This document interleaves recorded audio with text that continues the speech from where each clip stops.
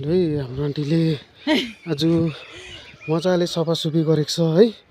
बाटो चडक्कै बनाइदिनु भएको छ। आन्टी म यहाँ तल हुनुहुन्छ ऊ सफा गर्दै गरेको हो। कस्तो मजाले भक्ति बस्तीको बाटो चाहिँ आन्टीले बत्तीले त होइन बडाले नै झिलिमिली बनाउनु आँटिसक्यो। बत्तीले झिलिमिली बनाउँछ अरूले त हो, आन्टीले बडालेरै बनाउनु आँटिसक्यो।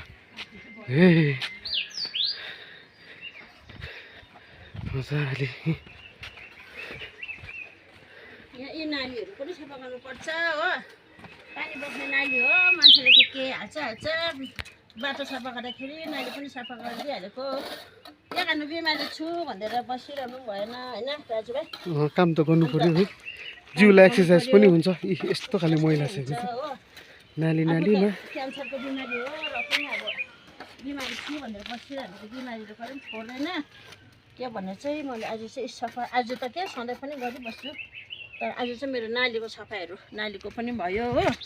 फाँडफुँड बडाकुडा सबै सबै चाहिँ हुँदैछ नि। अब यो पानी बोक्ने नालीमा यस्तोहरू छ, यस्तोहरू पनि गर्नु पर्यो हो। भन्नु भाइ नालीको कन्डिसन चाहिँ यस्तो छ है। यहीँ दुलो छ, सफा गर्दै जानु पर्यो अब आफै। यहीँ दुलो छ। नालीको कन्डिसन कसैले हेर्दैन पनि। नालीको चाहिँ यस्तो छ यहाँ भइभएको नाली डल्लै ब्लकेज, टुटीदेखिको लिएर टाकटुकै नाली डल्लै ब्लक छ।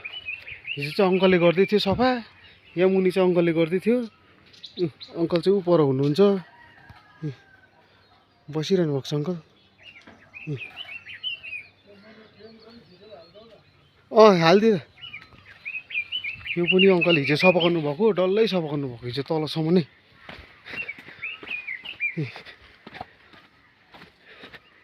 यस्तो छ अन्त यो त आन्टीले पनि सक्दैन होला यो नालीको मैला निकाल्नु त। यति डरलाग्दो मैला रहेछ।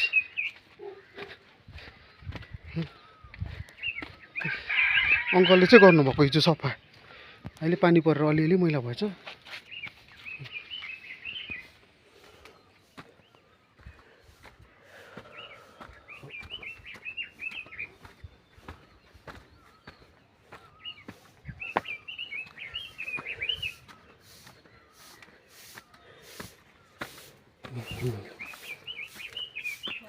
हजुर